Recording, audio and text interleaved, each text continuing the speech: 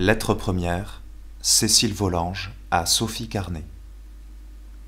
Tu vois, ma bonne amie, que je tiens parole, et que les bonnets et les pompons ne prennent pas tout mon temps.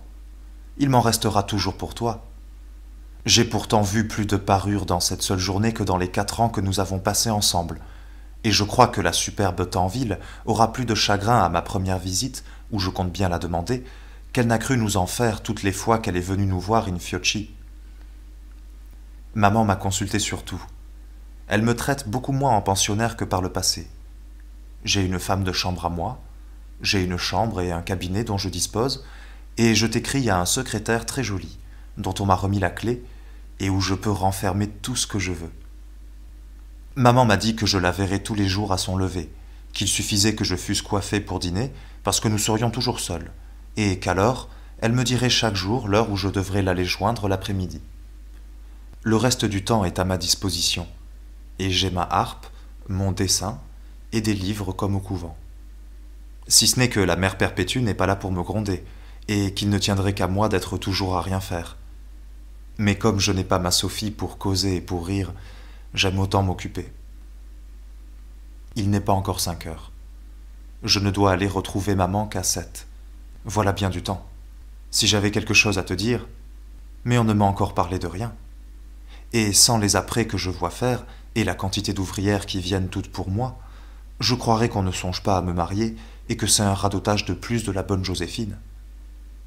Cependant, maman m'a dit si souvent qu'une demoiselle devait rester au couvent jusqu'à ce qu'elle se mariât, que puisqu'elle m'en fait sortir, il faut bien que Joséphine ait raison.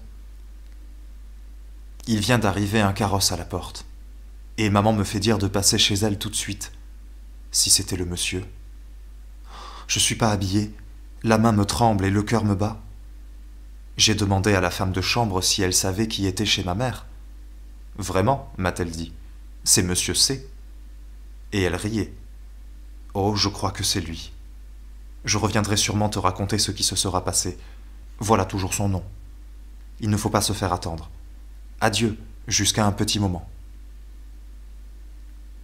Comme tu vas te moquer de la pauvre Cécile. Oh, j'ai été bien honteuse. Mais tu aurais été attrapée comme moi.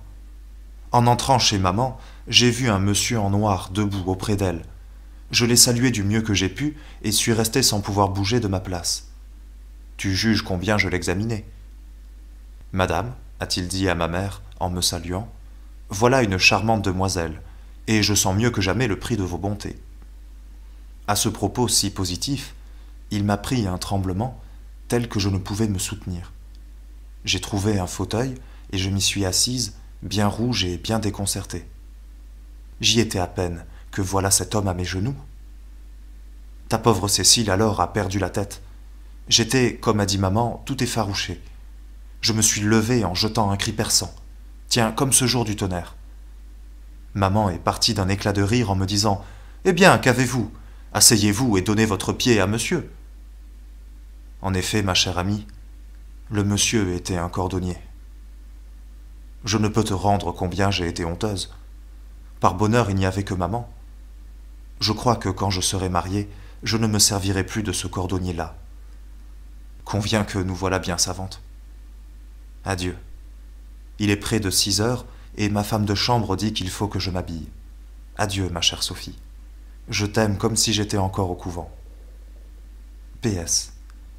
Je ne sais par qui envoyer ma lettre, ainsi j'attendrai que Joséphine vienne. Paris, 3 août.